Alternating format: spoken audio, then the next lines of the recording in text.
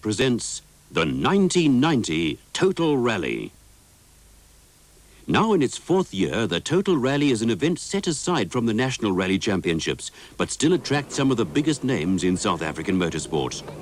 Making its debut into the motorsport scene is the newly launched Fiat Uno, teamed with Nissan's rally crew Hannes Grobler and Piet Swanepoel, plus motorsport manager Peter de Waal and Dave McGregor. But the Total Rally is not just about new cars and factory teams. It's largely about camaraderie, where buddies can enter and compete in an event run to the highest standards. From the family runabout to the purpose-built track racer, they're all here, 50 cars of various shapes and sizes. The competition up front is fierce. BMW's Tony Viana, a track racer, to Jannie Hubig, one of Nissan's factory rally stars. But the man to beat will be Britain's Tony Pond, brought out for the event by the Ford dealer team. Co-driver is Jeff Mortimer, a long-standing rallyist, now Ford's motorsport manager and creator of this Sapphire 2-litre Cosworth. The Sapphire is a purpose-built racer set up specially for this all-tar event. Lightweight body panels, together with a Cosworth 2-litre turbocharged engine, give the car an awesome power-to-weight ratio. During documentation, Nissan's works navigator Douglas Judd finds time to help the not-so-experienced lads. A nervous din fills the Pretoria Motor Club hall as the drivers, navigators and service crews prepare for Special Stage 1. Special Stage 1 is a 6-kilometre time trial, the results of which will determine the starting positions for Friday. The Pretoria Technikon is the venue, and the spectators are in for a treat. Down on the starting line are Tony Viana and Johan Seeling.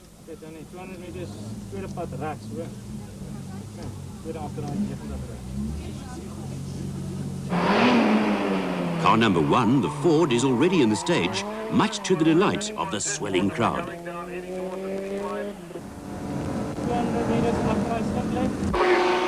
Viana has never driven under navigation. Slip.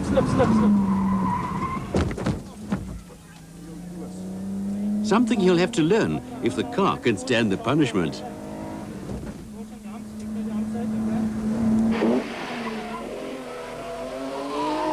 One by one, in 2-minute intervals, the cars enter the stage. With 2 or more cars in the stage at any given moment, the action is unyielding, and the young Technikon students love every minute of it.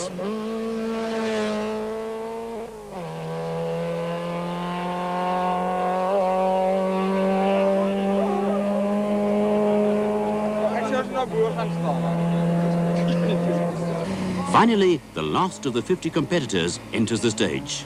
The results confirm that Jannie Hubig and his aggressive style have put the Skyline first on the road. Glenn Hall's effort is rewarded by second spot, while the Ford starts Friday's section 4th on the road. Friday's early morning start takes the cars to the Swartkorps Raceway, Country View Estates and Kyalami. Then west to Krugersdorp, Ventersdorp and Lichtenburg. We pick up the action with one stage run at Country View, where Jannie Hubig and Douglas Judd lead the field. On his heels, some very aggressive competition. Pond has wasted no time in putting the Ford's 280 horsepower motor to good use and instantly pulls a 30-second lead on the Viana BMW. Car 48, the impressively fast Golf GTI of Johnny Olivier, looking set to give Glenn Hall a run for the 2,000 Rand Class C prize money. Seasoned rallyists Schalk and Sue Burger have put together a very quick Class D Toyota Conquest, having rolled their rally car on the NGK 400 the week before. They seem set to do battle with Glenn Durman, who at this point holds a few seconds on them.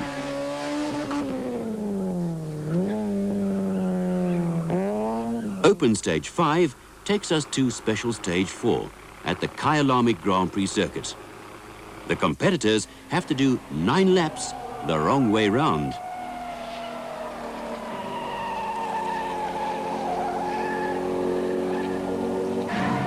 With adrenaline levels now down to a reasonably high level, the drivers attack the well-known bends from totally unknown angles.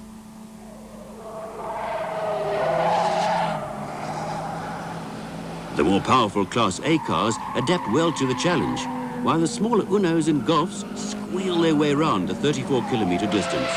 Racing driver Tony Viana has to unlearn his well-rehearsed lines around the track, while navigator Johan Silung simply ticks off the laps.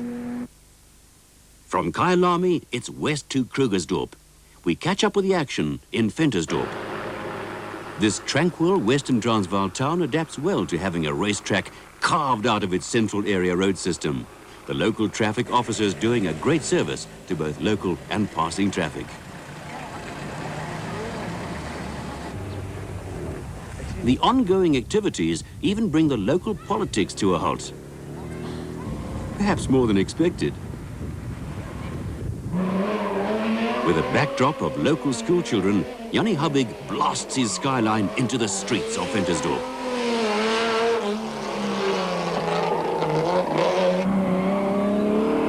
Everyone loves an Alpha, and the GTV of Carlo Andreatta and Johnny Robertson lives up to its sporty heritage.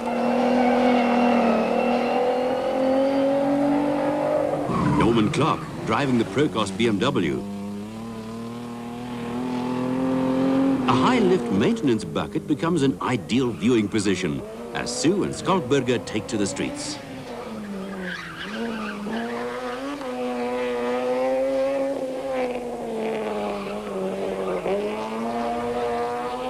There's just no stopping the Unos as they race through the stage and west towards Lichtenberg. After a 3-kilometer dash through the town, it's on to the Lichtenberg racetrack. Without a handicap system, Viana is pushed hard to keeping his Winfield BMW just seconds off the Ford's pace. With Pond still climatizing to a strange car and country, Viana piles on the pressure. Habig's wild slides have the crowds on their feet, but does nothing for his tires, bearing in mind only 2 sets may be used during the entire event.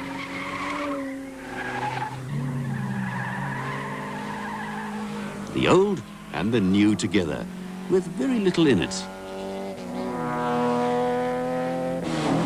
While the cars start on the track, the stage diverts through the pit apron, a gravel pit apron.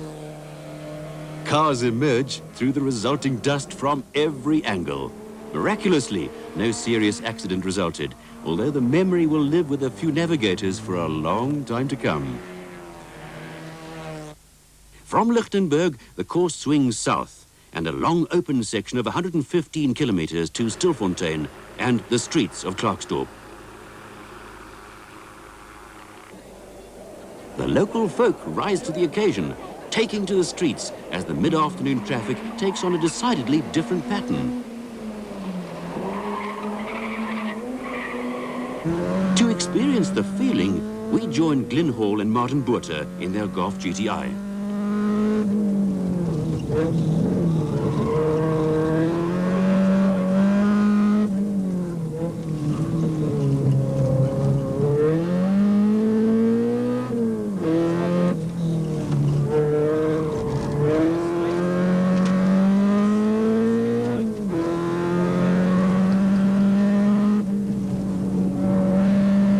Habig and Judd set up an unbelievable average speed of 98 kilometers per hour through this tricky stage.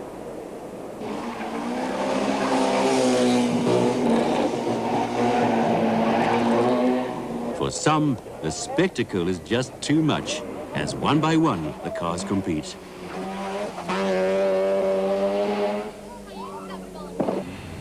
Towards the end of day one, we caught up with Tony Pond for a chat. Well, we just got to play it very, very carefully, not make any mistakes, don't overtax the car, just look after everything, and just, if we've got to lose some time because the stage doesn't suit the car, then we'll lose the time, because we know once it gets on the circuit, it's absolutely brilliant. We asked Glyn Hall, now defending third place from Norman Clark, how things were going. It's been quite a good run. I think we're lying fourth at the moment in a Class C car. This is only an 1800cc car, so we're quite happy with that. What about the tar stages? I mean, you're used to dust roads and so on in the national rallies. How do you find these tar stages and only on tar stages? No, I enjoy it very much. It's really good. The car's set up for the tar, so it's quite easy to drive. And we've only had one small bit of brain fade on the braking mark.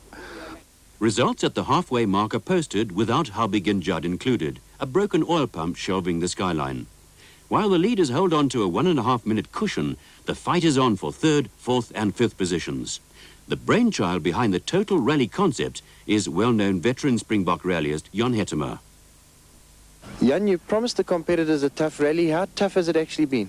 Well, I think it's been pretty tough because we've already lost 10 cars. There are only 40 left, and some tight battles are waging right around the field. Any of the top runners in those 10 that are down? Yes, Hannes Grobler has fallen out. Ek dink ons het die turbo aanjager jaar het die druk was bietjie hoog geweest en toe dat die tussen koeler het uit mekaar gespan. Maar ons ry weer, ons het weer aan een ingesit, maar ons het ongelukkig met kon net 15 minute laat by die sneldeel aankom. As jy later 15 minute later aankom, dan is jy outomaties uit. So kon ons dit nie maak nie, ons 34 kilos in 4 minute doen. Dat is bietjie onmoontlik. Where do you see the battle really developing tomorrow? Well, I think the guys have got a lot of tyre wear, and they will have to start to go slightly slower, and it's now going to be a battle of attrition to see that they can last to the end. Have their times been fast, according to your calculations for the stages? Yes, tremendously fast. For instance, at Swartkorps, they were doing around about 56 seconds a lap, which is about as quick as those 3-litre racing cars that go around there. So they were going very, very quick.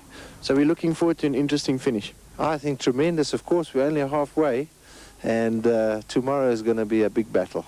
The second day started in Welkom. We caught Tony Viana and Johan Silang at the start of stage 18. Jy moet net sê vir as ons by daai ham. Ja, ek sal jou sê vir die ham. Besig is wat ek kom nie sien. Ja, okay. Maar as op die stryd, dis die left en dan is dit stryd oor die ham, so ek dit nou.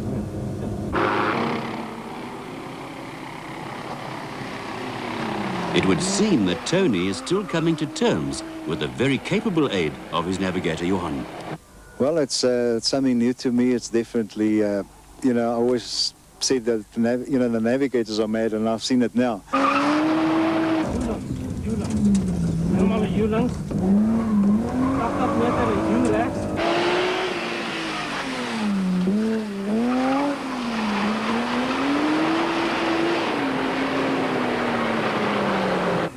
In 8th place, Carlo Andreatta is doing a fine job, although here he sees fit to adding an unscheduled S-bend to an already tricky stage.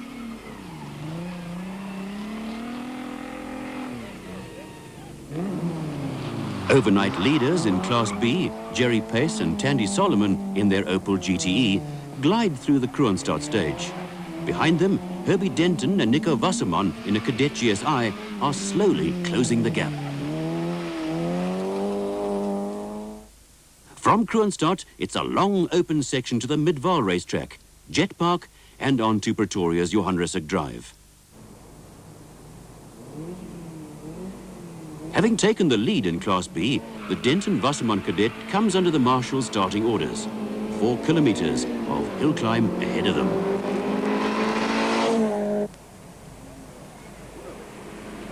Further into the stage, the De Waal McGregor Uno attacks the hills, taking the bends headlong at frightening speeds.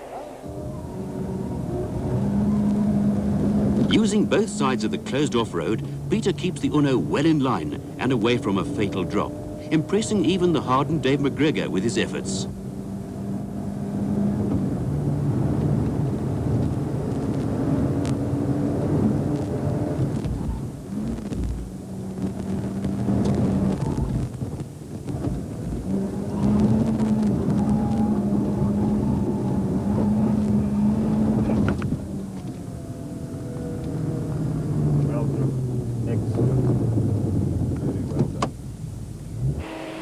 The Class A BMW of Norman Clark, now having taken 3rd place away from Glyn Hall and Martin Botha.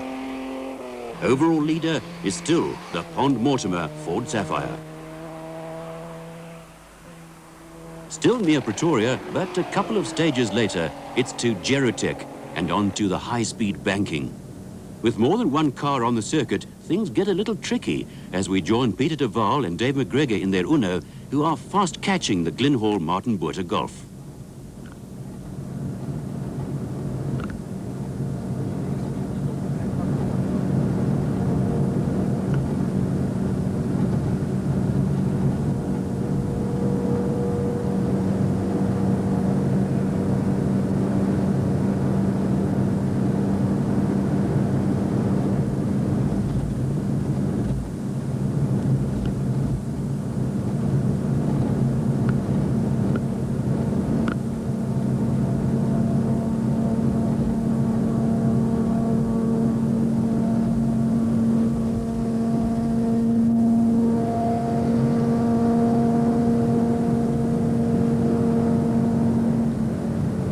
De Waal, frustrated at being held up, gets on his way, as can be seen from inside the Golf.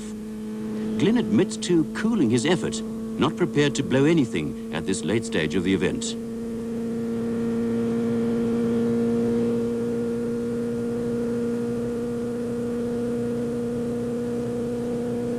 Nuno de Cunha, now retired, is at the finish to pass on the bad news. You know what the Uno is doing? 198. Yeah, I just put it 7.2, that's enough. I wasn't going to go more than that. Tony so far the quickest at Bosworth. Tony did a 219.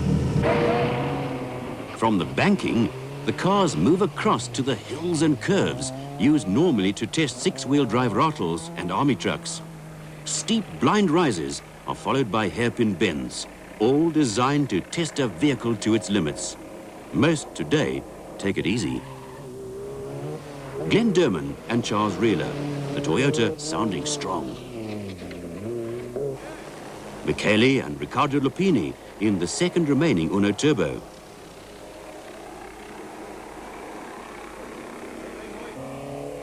Rolf Kurzer and Hedley Judd, one of the 4 reserves brought in, and well up in the first 20. Spotty Woodhead with Mark Heatley having fun in their GTI. The front runners have arrived at Swartkorps Raceway. This, the 26th special stage, is the third last of the event. With the cars now directed the right way around, the advantage swings to the racing drivers like Tony Viana, who are completely at home on this short but tricky racetrack.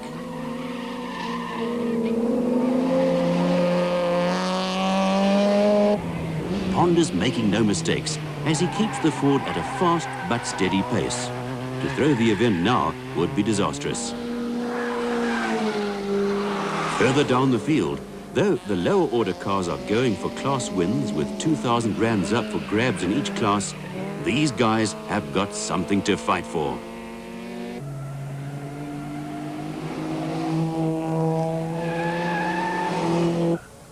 And so to the final stage at the Kyalami skid pan. Second on points, but first into the stage is Tony Viana. Rechts, heel rechts. Okay, daar om daarheen. You right om hierin. Rechts, daar, links van hem en you right om hem. You right om hem. Helemaal om hem.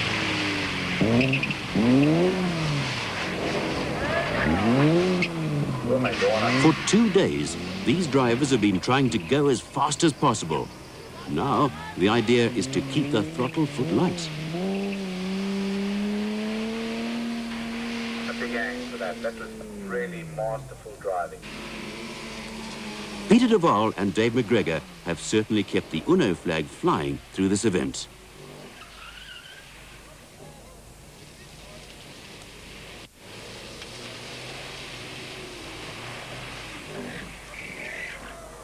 This is Peter de Waal, the motorsport manager of this.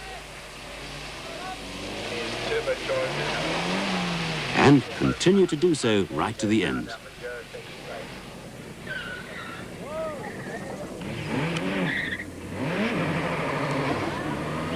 Finally, the leading car appears.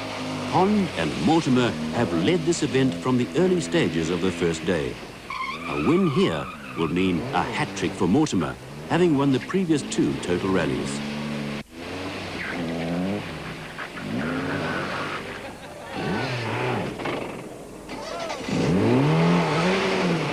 So, Pond and Mortimer take overall victory and Class A. Glenn Hall and Martin Botha 4th place and Class C honours. Schalk and Sue Berger are 5th overall and 1st in Class D. The Uno takes Class F, while further down the field, Denton and Wasserman hang on to the Class B victory. A great win for a truly talented